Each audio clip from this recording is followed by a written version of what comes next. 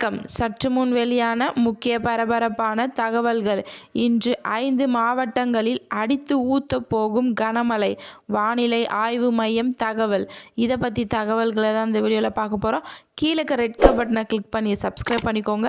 பக்கத்தில் இருக்கிற பெல் ஐக்கானையும் மறக்காமல் கிளிக் பண்ணி வச்சுக்கோங்க. அப்போ தான் நான் ரெகுலராக வீடியோ போகிறது உங்களுக்கு நோட்டிஃபிகேஷன் வந்து சேரும். வாங்க வீடியோக்குள்ளே போகலாம். மறக்காமல் லைக் பண்ணிக்கோங்க. இது தொடர்பாக சென்னை வானிலை ஆய்வு மையம் வெளியிட்டுள்ள செய்திக்குறிப்பில் தெற்கு கடலோர ஆந்திர பிரதேச பகுதிகள் மேல் ஒரு வளிமண்டல மேலடுக்கு சுழற்சி நிலவுகிறது. இதன் காரணமாக இன்று தமிழகத்தில் ஒரு சில இடங்களிலும் புதுவை மற்றும் காரைக்கால் பகுதிகளிலும் இடி மின்னலுடன் கூடிய லேசான முதல் மிதமான மழை பெய்யக்கூடும்.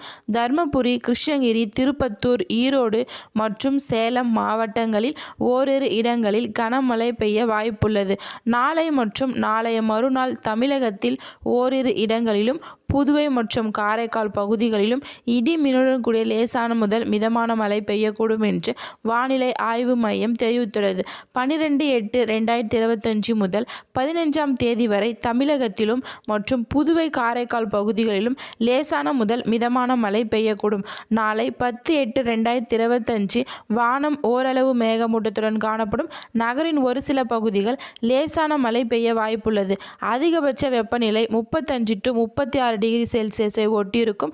குறைஞ்சபட்ச வெப்பநிலை 26 to 27 டிகிரி செல்சியஸை ஒட்டியிருக்கும் என்று வானிலை ஆய்வு மையம் தெரிவித்துள்ளது. இதை குறித்து நாளைய மறுதினம் 11/8/2025 தென்மேற்கு மற்றும் அதனை ஒட்டிய தென்கிழக்கு வங்கக்கடல் பகுதிகள் மற்றும் அந்தமான் கடல் பகுதிகள் சூறாவளி காற்று மணிக்கு 40 முதல் 50 கிலோமீட்டர் வேகத்தில் வீசக்கூடும்.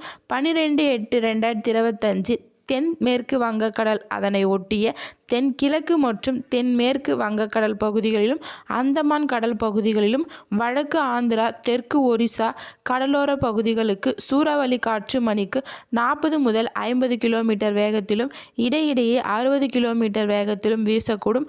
13/8/2025 தென்மேற்கு வங்கக்கடல் அதனை ஒட்டிய தென்கிழக்கு வங்கக்கடல் பகுதிகளிலும் மத்திய வங்கக்கடலின் தென் பகுதிகளிலும் அந்தமான் கடல் பகுதிகளிலும் மற்றும் வடக்கு ஆந்திரா, தெற்கு ஒரிசா பகுதிகளிலும் சூறாவளி காற்று மணிக்கு 40 முதல் 50 கிலோமீட்டர் வேகத்திலும் வீசக்கூடும் என்று வானிலை ஆய்வு மையம் முன்னெச்சரிக்கை தகவல்கள் விடப்பட்டது.